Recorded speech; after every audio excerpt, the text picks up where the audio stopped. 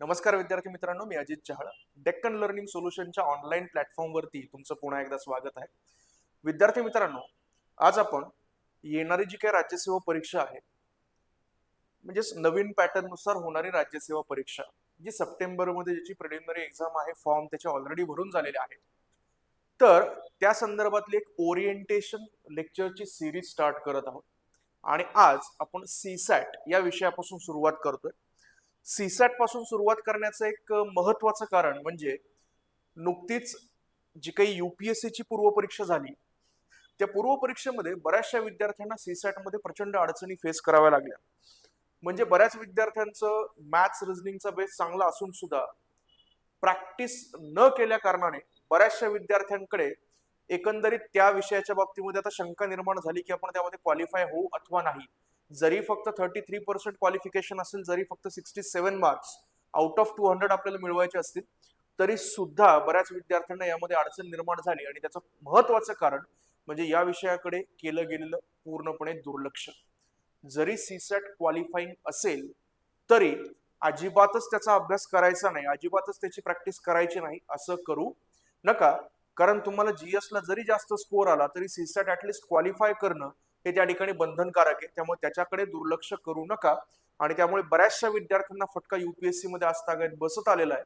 आणि आता या वर्षीपासून MPSC ची परीक्षा ही त्याच अभ्यासक्रमानुसार होत आहे आणि त्यामुळे परीक्षा पद्धतीमध्ये तशा पद्धतीचे काही बदल हे त्या ठिकाणी अपेक्षित आहेत. त्यामुळे सर्व विद्यार्थ्यांनी या सगळ्या गोष्टींची नोंद घेणं गरजेचं आहे. बी अवेअर म्हणजे काय फार जास्तही करायचं असं मी म्हणत नाहीये, पण एक अवेअरनेस असणं, त्याबद्दल थोडासा सराव करत राहणं, थोडी प्रॅक्टिस करत राहणं हे गरजेचं आहे. म्हणजे ज्यांचा विषय स्ट्रॉंग आहे किंवा बेस स्ट्रॉंग आहे त्यांना सुद्धा मी हे सांगतोय आणि ज्यांना तो थोडा वीक वाटतोय त्यांनी त्याची विशेष तयारी करण्याची आवश्यकता आहे. तर एकंदरीतच आज आपण सीसॅट म्हणजे जो काही पेपर सेकंड आहे प्रिलिम मधला, त्याचं एक ओरिएंटेशन पाहणार आहोत. एकंदरीत अभ्यासक्रम काय आहे, परीक्षा पद्धती कशी आहे, अभ्यासाचा अप्रोच काय पाहिजे, सिलेबस मधले कुठले कुठले महत्वाचे घटक प्रिपेअर करणं गरजेचं आहे आणि at the end reference books किंवा संदर्भ पुस्तकं कोणती वापरायची किंवा कुठल्या पुस्तकांमधून प्रॅक्टिस करायची.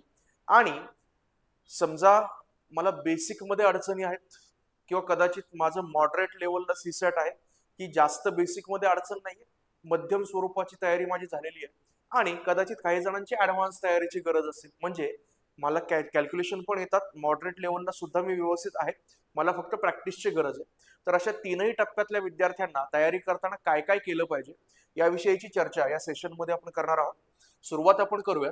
So CSAT that is civil services aptitude test हा जो पेपर आहे, या पेपरमध्ये प्रामुख्याने तुमच्यामधले इंटरपर्सनल स्किल्स, आंतरवैयक्तिक कौशल्य, कम्युनिकेशन स्किल, संवाद कौशल्य आणि डिसिजन मेकिंग स्किल म्हणजेच निर्णय क्षमता ही कौशल्य तपासण्यासाठी हा पेपर खास करून घेतला जातो किंवा हे पेपर घेण्याचं उद्दिष्ट आयोगाने हे सुरुवातीला सांगितलेलं होतं. आणि अशाच पद्धतीचा स्किल सेट चेक करणारे जे काही प्रश्न आहेत, हे प्रश्न तुम्हाला सीसॅट म्हणजे सिव्हिल सर्व्हिसेस ऍप्टिट्यूड टेस्ट या पेपरमध्ये विचारले जातात. प्रिलिमिनरी एक्झाम मध्ये GS चे मार्क्स काउंट केले जातात, पण सीसॅट हा क्वालिफाईंग आहे. तुम्हाला आउट ऑफ 200 म्हणजे 200 मार्कांचा जो काही पेपर आहे तो क्वालिफाय करण्यासाठी 67 मार्क्सची रिक्वायरमेंट असते, जे दिसताना खूप कमी दिसतात पण प्रत्यक्ष अचीव करताना मात्र बऱ्याच विद्यार्थ्यांना अडचणी आलेल्या आहेत. त्यामुळे याच्याकडे दुर्लक्ष करू नका, ही रिक्वायरमेंट आहे. सो आता एवढे मार्क अचीव करायचे, मग अचीव करण्यासाठी आपल्याला जो काही सिलेबस त्यांनी दिलेला आहे त्या सिलेबस वरती एकदा नजर आपण टाकणं गरजेचं आहे, त्या घटकांवरती नजर आपण टाकणं गरजेचं आहे. पण एकूण किती प्रश्न असतात, किती मार्कांना एक प्रश्न असतो, या सगळ्या बाबी सुरुवातीला आपण पाहूया. पण एकूण जर प्रश्नांची संख्या आपण विचारात घेतली तर 80 प्रश्न हे या सीसॅटच्या प्रश्नपत्रिकेमध्ये विचारलेले असतात. ही जी काही प्रश्नपत्रिका असते ही ऑब्व्हियसली बायलिंग्वल असते, म्हणजेच मराठी आणि इंग्लिश अशा दोन्ही भाषांमध्ये प्रश्न विचारलेला असतो. प्रश्न वरती मराठीत असेल आणि खाली तोच प्रश्न काय असेल इंग्रजीमध्ये असणार आहे. सो जे परीक्षेच्या तयारीला ज्या सुरुवात करतात त्यांच्यासाठी ही माहिती थोडीशी उपयुक्त आहे आणि जे प्रिपरेशन ऑलरेडी करत आहेत त्यांच्यासाठी पुढे आता आपण सांगतच आहोत. टोटल क्वेश्चन्स 80 आहेत. एक प्रश्न जो आहे याच्यामध्ये तो एक प्रश्न आहे 2.5 मार्कांना, 2.5 मार्क्सला. सो 80 गुणिले 2.5 टोटल मार्क्स त्या पेपरचे होतात 200. आणि क्वालिफाईंग किती आहे 33% आहे. 33% काढले तर 66, पण त्यापेक्षा जास्त पाहिजेत म्हणून आपण सेफली असं म्हणतोय की you have to achieve at least 67 की 67 मार्क तुम्ही अचीव करणं गरजेचं आहे. आता याला निगेटिव्ह मार्किंग असते का, तर निश्चितपणे निगेटिव्ह मार्किंग असते. मग निगेटिव्ह मार्किंग किती असते, तर 1/4 निगेटिव्ह मार्किंग ही या परीक्षेसाठी असणार आहे. म्हणजे तुमचा एखादा प्रश्न चुकला तर त्या प्रश्नाचे 1/4 मार्क्स हे मिळालेल्या मार्कांमधून काय होतात, वजा होतात. म्हणजे एक प्रश्न 2.5 मार्कांना आहे, तर 2.5 मार्कांचा एक प्रश्न जर चुकला तर 2.5/4 म्हणजे 0.84 0.84 एवढे मार्क्स तुमचे जे काही एकूण मिळालेले मार्क्स असतील त्याच्यातून काय होणार, मायनस होणार. किंवा आणखी सरधोपट पद्धतीनं सांगायचं झालं तर 4 प्रश्न चुकले तर एका प्रश्नाचे मार्क काय होणार, जाणार. कुठून जाणार, मिळालेल्या मार्कांमधून जाणार. ओके, सो 1/4 निगेटिव्ह मार्किंग हे याच्यामध्ये ऍप्लिकेबल आहे. त्यामुळे जर चुकला तर त्यासाठीची एक पनिशमेंट किंवा बेसिक जे काही मार्क्स आहेत ते त्यामधले कमी केले जातात. आता पुढे जर आपण गेलो तर एकंदरीतच अभ्यासक्रम याचा काय आहे किंवा याचा सिलेबस काय आहे याच्यावरती नजर आपण धावती टाकूयात पटपट. पहिला जो काही त्यातला सगळ्यात मोठा पार्ट आहे म्हणजे एमपीएससीच्या पेपरमध्ये आजपर्यंत जर आपण विचार केला, 2013 ला इंट्रोड्यूस झालेला आहे सीसॅट हा विषय अभ्यासक्रमामध्ये पूर्व परीक्षेमध्ये. तर 2013 पासून ते अगदी रिसेंट 2024 पर्यंत सीसॅटच्या पेपरमध्ये कॉम्प्रिहेन्शन हा एक मेजर घटक राहिलेला आहे एमपीएससी मध्ये. युपीएससीच्या पेपरमध्ये मात्र कॉम्प्रिहेन्शनचं प्रमाण एमपीएससी पेक्षा थोडं कमी आहे आणि मॅथ्स आणि रिझनिंग अंकगणित आणि बुद्धिमत्तेचं प्रमाण थोडंसं वाढवलेलं दिसतं. मग आता ह्या वर्षी जर युपीएससी ला फॉलो केलं जातंय कारण नवीन पॅटर्न आहे, 2025 ची नवीन परीक्षा आहे, तर आपण एक बाब लक्षात घेणं गरजेचं आहे की त्याची तयारी, मानसिक तयारी ठेवणं गरजेचं आहे. कदाचित ओल्ड पॅटर्न फॉलो होऊ शकतो कारण प्रिलिमच्या सिलेबसमध्ये कुठलाही बदल झालेला नाही. सिलेबसमध्ये प्रामुख्यानं बदल झालाय तो मेनच्या झालाय, मुख्य परीक्षेच्या झालाय. त्यामुळं कदाचित ओल्ड पॅटर्न कंटिन्यू केलेला असू शकतो किंवा जर युपीएससी ला फॉलोच करायचं ठरवलं कट टू कट तर निश्चितपणे मग कॉम्प्रिहेन्शनचं प्रमाण एमपीएससी मधलंही कमी होईल आणि त्या ठिकाणी अंकगणित बुद्धिमत्ता किंवा मॅथ्स रिझनिंगचं प्रमाण वाढू शकेल. आता कॉम्प्रिहेन्शन म्हणजे काय, जे नौखे विद्यार्थी आहेत त्यांच्यासाठी सांगतो की कॉम्प्रिहेन्शन याचा अर्थ की एखादी गोष्ट समजून घेणे, कॉम्प्रिहेंड करणे. मग या ठिकाणी आता रिडिंग कॉम्प्रिहेन्शन असतं. रिडिंग कॉम्प्रिहेन्शन म्हणजे काय की तुम्हाला पॅसेज दिला जातो आणि त्या पॅसेजमध्ये वेगवेगळ्या विषयांवरची माहिती वेगवेगळ्या पॅसेजमध्ये असेल आणि त्यावरचे काही प्रश्न हे खाली विचारलेले असतात आणि त्या प्रश्नांची उत्तरं खाली एमसीक्यू फॉर्मॅटमध्ये, हे बहुपर्यायी प्रश्न पद्धती आहे, 4 ऑप्शन्स त्या ठिकाणी दिलेले असतात आणि तुम्हाला पॅसेज वाचून खालच्या प्रश्नांची उत्तरं द्यायची असतात. जे अगदी 10वी किंवा 12वीच्या परीक्षेत सुद्धा तसे काही प्रश्न तुम्ही पाहिलेले, फक्त ते एमसीक्यू नव्हते, थोडेसे आपल्याला उत्तर लिहावी लागायची त्याच्यामध्ये. इकडे एमसीक्यू असणार आहे म्हणजे तुलनेनं सोपं आहे असं म्हणू शकतो. पण कॉम्प्रिहेन्शन स्किल चेक करायचं म्हणजे काय की वाचल्यानंतर ती माहिती तुम्हाला समजते का आणि समजलेली माहिती त्याचं इंटरप्रिटेशन जमतं का, त्याची मांडणी करता येतं का, हे प्रश्नामध्ये त्या ठिकाणी चेक होतं. मग आता पुढे जर आपण थोडंसं चेक केलं की आता कॉम्प्रिहेन्शन वरचा मेजर पार्ट आतापर्यंत एमपीएससीने विचारलाय. किती प्रश्न, 80 पैकी 50 प्रश्न हे एकट्या पॅसेज वरती किंवा कॉम्प्रिहेन्शन वरती विचारले गेलेले. मग कॉम्प्रिहेन्शन मध्ये काय काय चेक होतं तर खाली दिलेले पहा. Interpersonal skills including communication skills. मी आता सुरुवातीला जे सांगितलं की आंतरवैयक्तिक कौशल्य जी असतात, संवाद कौशल्य जी असतात, तर ती याच्यामध्ये चेक केली जातात. सो कॉम्प्रिहेन्शन मध्ये हे स्किल सेट तुमचं चेक केलं जाणार आहे. त्यानंतर तुमचं डिसिजन मेकिंग ॲबिलिटी आणि प्रॉब्लेम सॉल्व्हिंग हे चेक होणार आहे.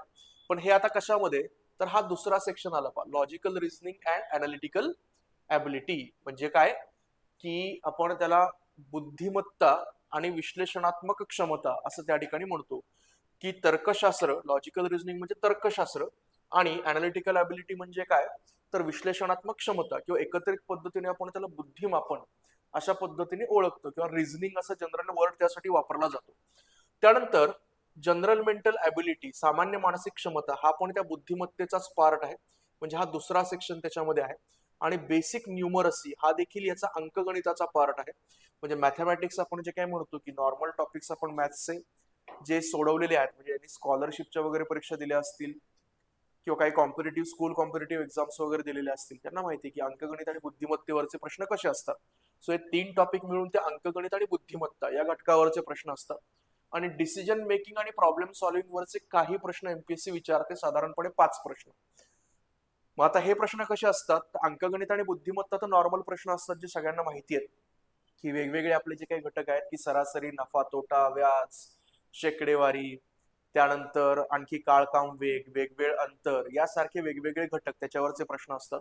बुद्धिमापनामध्ये आपण जर पाहिलं तर घड्याळावरचे प्रश्न आहेत, दिनदर्शिकेवरचे प्रश्न आहेत, सिरीज किंवा मालिका आहे, त्यानंतर आपण म्हणतो अनालिटिकल ॲबिलिटी, विश्लेषणात्मक क्षमता आहे, लॉजिकल रिझनिंग मध्ये व्हर्बल आणि नॉन व्हर्बल रिझनिंग आहे, शाब्दिक आणि अशाब्दिक अशा स्वरूपाचं तर्कशास्त्र आहे. तर त्याबद्दल आपण साधारणपणे त्यात अभ्यास करायचा आहे.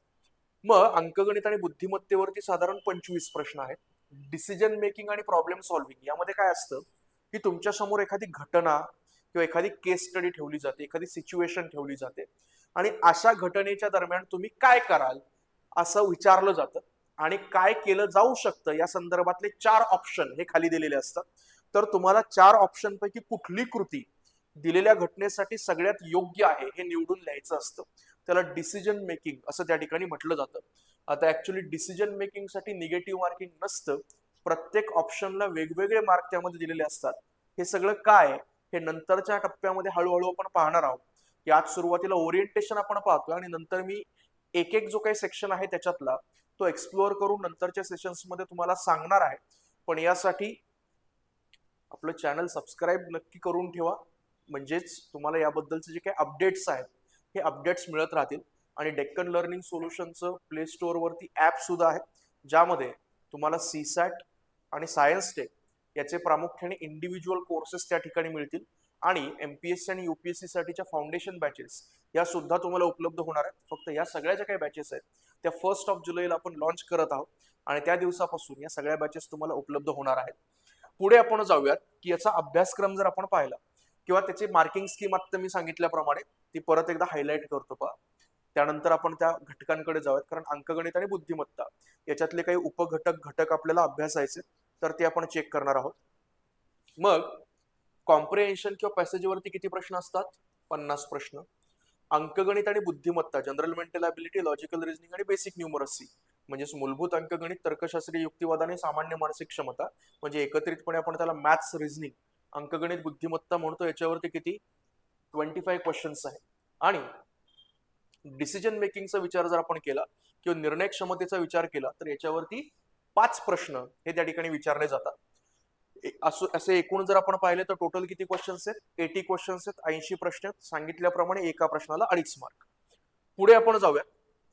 पण आता अंकगणित आणि बुद्धिमत्ता किंवा मॅथ्स अँड रिझनिंग या घटकावरती जे काही प्रश्न विचारले जातात किंवा जे काही क्वेश्चन्स आपल्याला विचारले जातात, तर यामध्ये प्रामुख्याने मॅथ्स किंवा ज्याला अंकगणित आपण म्हणतो यात कोणकोणते टॉपिक्स येतात ते आपण पाहूयात. पण आपले सगळे जे काही कोर्सेस आहेत हे बायलिंग्वल असणार आहेत, मॅथ्स आणि सायन्सचे खास करून. कारण मॅथ्स आणि सायन्समध्ये बऱ्याच विद्यार्थ्यांनी सेमी इंग्लिशमध्ये त्यांचं स्कूलिंग कंप्लीट केलेले, बऱ्याच जणांनी कॉन्व्हेंटमध्ये किंवा इंग्लिश मीडियममध्ये कंप्लीट केलेलं आहे. त्यामुळे सगळ्यांना कन्व्हिनियंट राहतील अशाच पद्धतीच्या बॅचेस आपल्या असतात. सो मॅथ्स रिझनिंग असेल आणि त्याचसोबत जनरल सायन्स असेल हे पूर्णतः, आणि सायन्स अँड टेक्नॉलॉजी असेल हे पूर्णतः बायलिंग्वल स्वरूपामध्ये आपण त्या ठिकाणी कंडक्ट करतो. आणि फ्रॉम लास्ट 13 इयर्स, म्हणजे आम्ही 13 वर्षांपासून जे काही शिकवतोय त्यामध्ये सगळे कोर्सेस आपण बायलिंग्वलच केलेले आहेत, आणि त्यामुळे ते कम्फर्टेबली अंडरस्टँड होतात. कारण आपला पेपर सुद्धा बायलिंग्वल असतो. कधी एखाद्या लँग्वेजमध्ये क्वेश्चन नाही समजला तर दुसऱ्या लँग्वेजमध्ये रीड करण्याचा ऑप्शन आपल्याकडे कायम असतो. आणि बायलिंग्वल प्रिपरेशन जर आपलं असेल, बायलिंग्वल म्हणजे काय फार असं वेगळं नाही. आता जसं आपण बोलतोय की काही टेक्निकल टर्म्स इंग्लिशमध्ये आहेत आणि जनरली आपण जे काही बोलतोय ते मराठीमध्ये साधारणपणे बोलतोय, म्हणजे रिजनल लँग्वेजमध्ये आपलं अंडरस्टँडिंग बेटर राहतं, आणि टेक्निकल वर्ड जे असतात ते इंग्लिशमध्ये आपल्याला त्या ठिकाणी शिकायला मिळतात, ज्यामुळं अगदी परिपूर्ण पद्धतीनं तयारी आपल्याला करता येते, कुठल्याच गोष्ट आपल्याकडून मिस होत नाही. मग रेफरन्स आयदर तुम्हाला चांगला मराठीत मिळाला तर मराठीत वाचता येतो, इंग्लिशमध्ये मिळाला तर इंग्लिशमध्ये वाचता येतो. सो ही जी फ्लेक्झिबिलिटी आहे ही फ्लेक्झिबिलिटी त्या ठिकाणी आपल्याला ठेवता येते.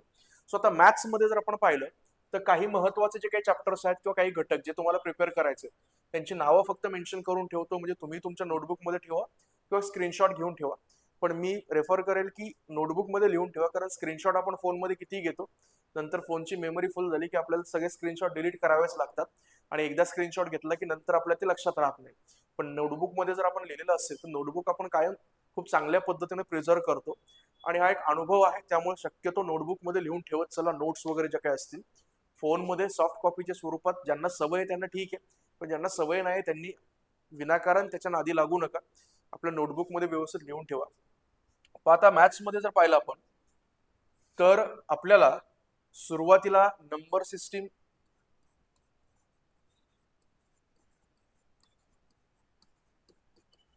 किंवा आपण त्याला मराठीमध्ये संख्या पद्धती असं म्हणतो, ह्या टॉपिकची तयारी करायची. मराठीत मी सांगत राहतोय सगळ्या गोष्टी. त्यानंतर सेकंड आपला आहे मॅथमॅटिकल ऑपरेशन्स किंवा गणिती क्रिया.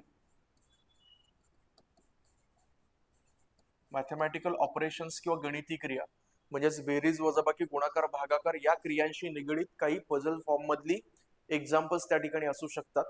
तर त्याला मॅथमॅटिकल प्रोसेस किंवा ऑपरेशन्स आपण म्हणतोय. त्यानंतर थर्ड वन, त्यामध्ये HCF अँड LCM म्हणजेच लसावी आणि मसावी असं मराठीमध्ये आपण त्याला म्हणतो. Highest common factor and least common multiple, लसावी आणि मसावी. त्यानंतर पुढे जर आपण त्या ठिकाणी गेलो तर आपल्याला आणखी सिम्प्लिफिकेशन आहे. सिम्प्लिफिकेशन म्हणजे काय? सरळ रूप देणे आपण म्हणतो. काही फॉर्म्युले किंवा काही सूत्र असतात आणि सूत्रांवरती आधारित आपल्याला काही एक्झाम्पल सॉल्व्ह करायचे असतात. त्यानंतर स्क्वेअर स्क्वेअर रूट म्हणजे वर्ग आणि वर्गमूळ, आणि क्यूब क्यूब रूट, घन आणि घनमूळ यासारखे काही टॉपिक्स आपल्याला त्या ठिकाणी प्रिपेअर करावे लागतात. त्यानंतर पुढे जर आपण पाहिलं तर इंडायसेस अँड सर्ड्स म्हणजे घातांक आणि करणी सारखा टॉपिक आपल्याला अभ्यासायचा आहे की घातांक म्हणजे काय, करणी म्हणजे काय, इंडायसेस आणि सर्ड्स यांच्याबद्दलची एक्झाम्पल्स त्या ठिकाणी विचारली जाऊ शकतात. त्यानंतर प्रोग्रेशन्स किंवा आपण त्याला मराठीमध्ये श्रेणी किंवा श्रेणी म्हणतो. अरिथमॅटिक प्रोग्रेशन आणि जॉमेट्रिक प्रोग्रेशन म्हणजेच भूमितीय श्रेणी आणि अंकगणितीय श्रेणी याविषयीचे प्रश्न त्या ठिकाणी विचारले जाऊ शकतात. त्यानंतर नेक्स्ट टॉपिक जर आपण पाहिला तर तो आहे ऍव्हरेज किंवा त्याला सरासरी असं आपण म्हणतो मराठीत, बरोबर आहे? ऍव्हरेज किंवा सरासरी. त्यानंतर नेक्स्ट आयोगाचा सगळ्यात आवडता ज्याच्यावरती प्रश्न खूप विचारतात, पर्सेंटेज किंवा शेकडेवारी. त्यानंतर प्रॉफिट अँड लॉस म्हणजे काय, नफा व तोटा.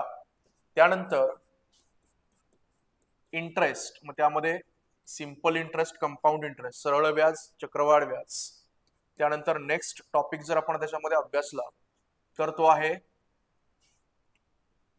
प्रपोर्शन, रेशो अँड प्रपोर्शन किंवा गुणोत्तर व प्रमाण.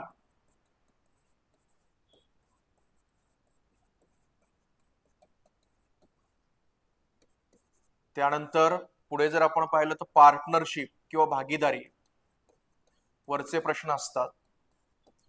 त्यानंतर मिक्सचर किंवा मिश्रणे त्याच्यावरचे प्रश्न असतात.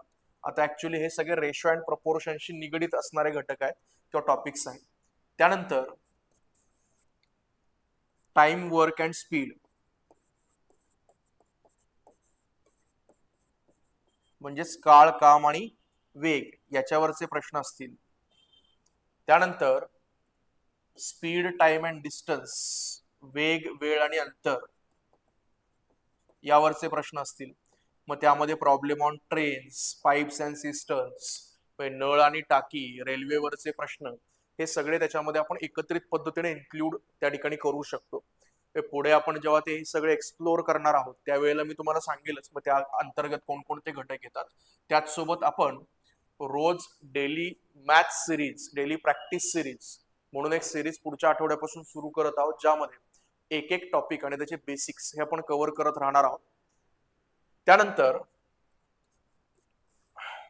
पुढे जर आपण पाहिलं तर बेसिक मेन्शुरेशन म्हणजेच काय की जी क्षेत्रफळ वगैरे आपण काढतो तर त्याबद्दल आपल्याला अभ्यास त्या ठिकाणी करायचा आहे. आणि बेसिक जॉमेट्री किंवा एक बेसिक जी काही भूमिती आहे त्याबद्दलचा अभ्यास करणं अपेक्षित आहे. सो एवढे टॉपिक तुम्हाला सीसॅट मध्ये प्रॅक्टिस करणं गरजेचं आहे, कारण या टॉपिकच्या आजूबाजूलाच प्रश्न हे विचारले जातात. मग यासाठी किती वेळ लागेल, काय वेळ लागेल, आता हे प्रत्येक विद्यार्थ्यावरती आहे. सीसॅट साठी जर विचार करत असाल तर मेजर जे काही परीक्षेत विचारले जातात त्याच टॉपिकची तयारी करावी लागते. पण सीसॅट सोबत तुम्ही इतर परीक्षांची तयारी करणार असाल त्यामध्ये मॅथ्स अँड रिझनिंग फार इम्पॉर्टंट आहे. जसं की आपण जर त्याच्यामध्ये पाहिलं तर इतर ग्रुप बी ग्रुप सीच्या काही एक्झामिनेशन्स आहेत, त्यासोबत RRB SSC बँकिंगच्या एक्झाम्स आहेत आणि विद्यार्थी सगळेच एक्झाम कायम देत असतात. त्यामुळे अंकगणित आणि बुद्धिमत्तेची तयारी करत असताना अशा प्रकारची जी काही परीक्षा आहेत किंवा अशा प्रकारच्या ज्या काही एक्झाम्स आहेत त्या आपण डोळ्यासमोर ठेवून अंकगणित आणि बुद्धिमत्तेची तयारी करणं हे गरजेचं आहे. त्यामुळे हे सगळे टॉपिक तुम्ही लक्षात ठेवणं फार आवश्यक आहे, फार अपेक्षित आहे. सो एकंदरीतच फुल स्क्रीन तुम्हाला मिळाली होती, 5 सेकंदासाठी मी बाजूला गेलो होतो.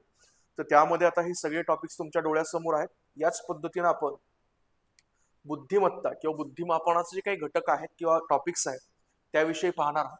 तर बुद्धिमापनाचा विचार जर आपण केला तर त्यामध्ये 3 सेक्शन्स आहेत ऍक्च्युली. एक आहे जनरल मेंटल ॲबिलिटी,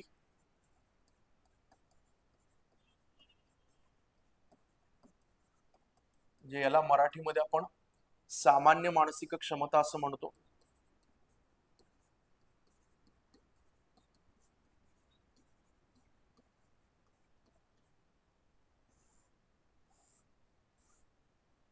त्यानंतर सेकंड त्याच्यामध्ये आहे लॉजिकल रिझनिंग,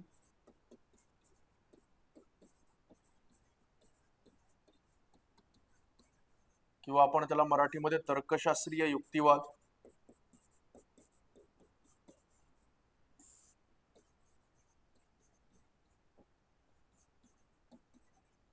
असं देखील म्हणतो. त्यानंतर तिसरा जो काही घटक आहे तो आहे अनालिटिकल ॲबिलिटी.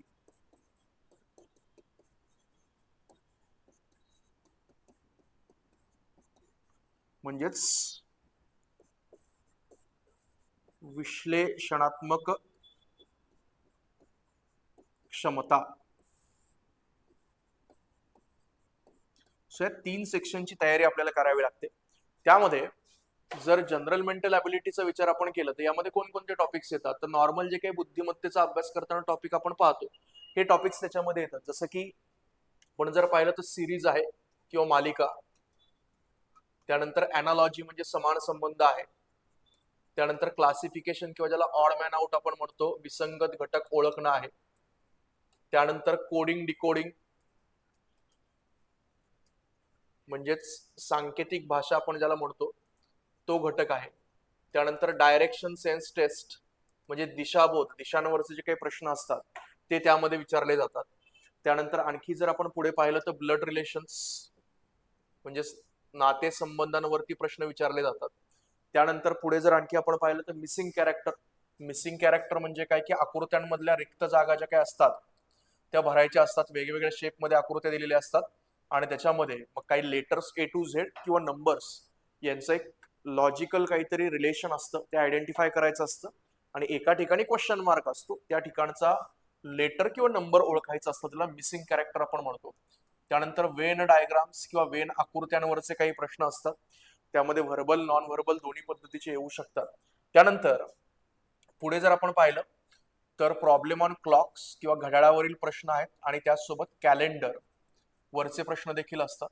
त्यानंतर आणखी जर त्याच्यामध्ये पाहिलं तर पझल टेस्ट यावरचे देखील प्रश्न विचारले जातात आणि आणखी काही असे छोटे मोठे टॉपिक जे काय आहेत ते विचारले जातात. म्हणजे त्यात खास करून नॉन व्हर्बल रिझनिंग मध्ये जर आपण पाहिलं तर mirror images, water images, paper cutting, paper folding यासारखे घटक सुद्धा याच्यामध्ये आपल्याला कव्हर करावे लागतात. त्यानंतर लॉजिकल रिझनिंग तर्कशास्त्रीय युक्तिवादामध्ये प्रामुख्यानं एक म्हणजे लॉजिक किंवा आपण त्याला तर्कशास्त्र असं साधारणपणे म्हणतो, ज्यामध्ये खास करून सिलॉजिझम सारखं टेक्निक जे आहे ते आपल्याला शिकावं लागतं. त्यानंतर स्टेटमेंट कन्क्ल्युजन म्हणजेच स्टेटमेंट विधानं दिलेली असतात आणि त्याच्यावरचं कन्क्ल्युजन हे त्याच्या खाली दिलेलं असतं, विधान निष्कर्ष आपण त्याला म्हणतो. तर त्या फॉर्मॅट मधले क्वेश्चन्स आहेत. त्यानंतर स्टेटमेंट ऍझम्पशन, ऍझम्पशन म्हणजे गृहीतकांवरचे काही प्रश्न असतात. त्यानंतर स्टेटमेंट आर्ग्युमेंट, आर्ग्युमेंट किंवा त्यांना आपण युक्तिवाद असं म्हणतो, या फॉर्मॅट मधले काही क्वेश्चन असतात. आणि आणखी एक घटक त्याच्यामध्ये आहे तो म्हणजे स्टेटमेंट कोर्स ऑफ ऍक्शन म्हणजे विधान आणि कार्यवाही या स्वरूपातले प्रश्न त्या ठिकाणी असतात. खास करून स्टेटमेंट कोर्स ऑफ ऍक्शन म्हणजे डिसिजन मेकिंगचे जे काही प्रश्न असतात त्याच फॉर्मॅटमधले हे देखील प्रश्न असतात. आणि शेवटी विश्लेषणात्मक क्षमता.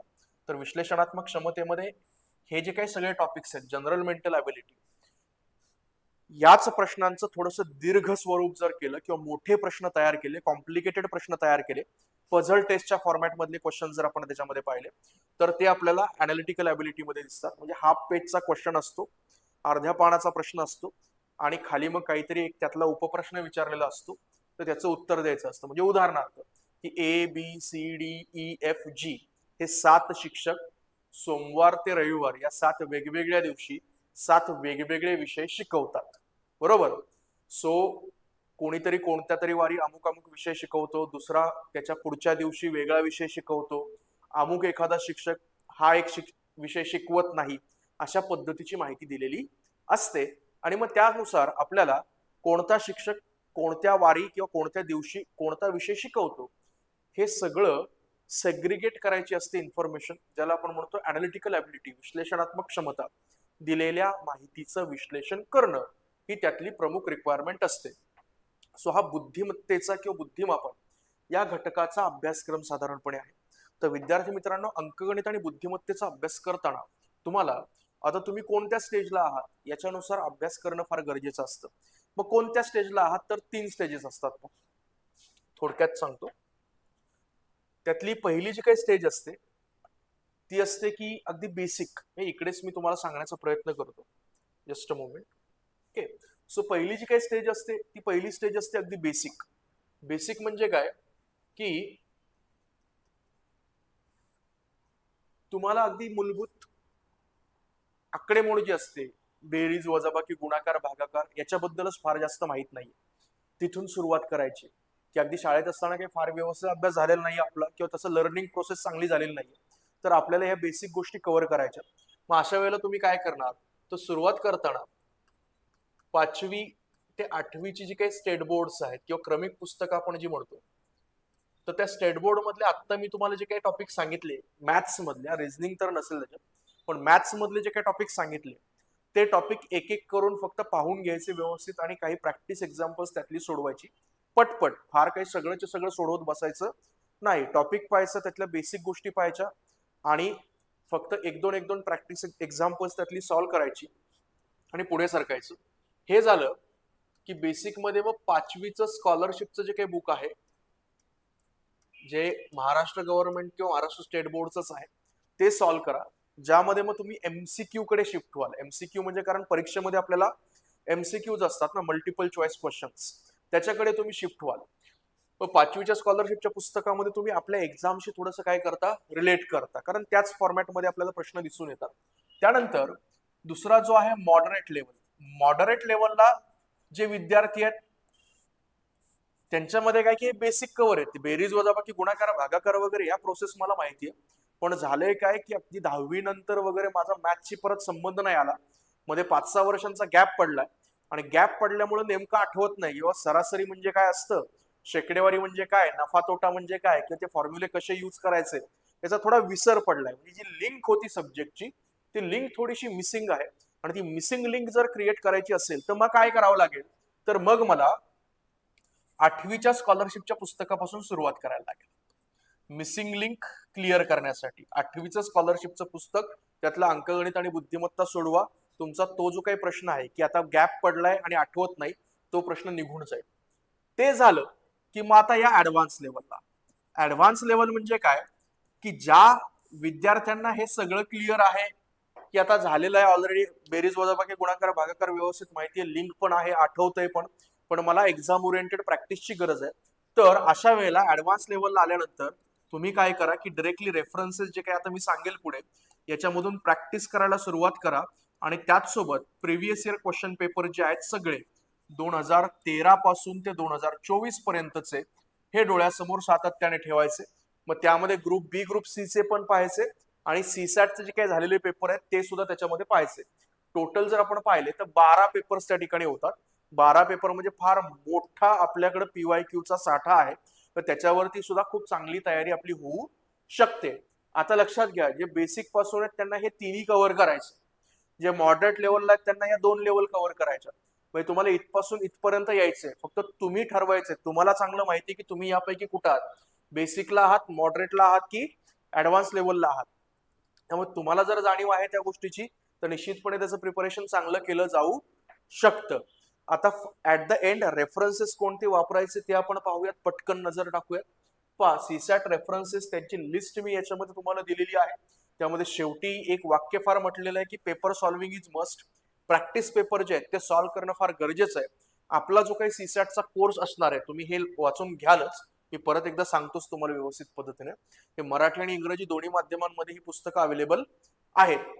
यामध्ये आपला जो काही सीसॅटचा कोर्स असेल एकतर बायलिंग्वल असणार आहे, लाईव्ह आणि रेकॉर्डेड या दोन्ही फॉर्मॅटमध्ये तो कोर्स उपलब्ध असणार आहे.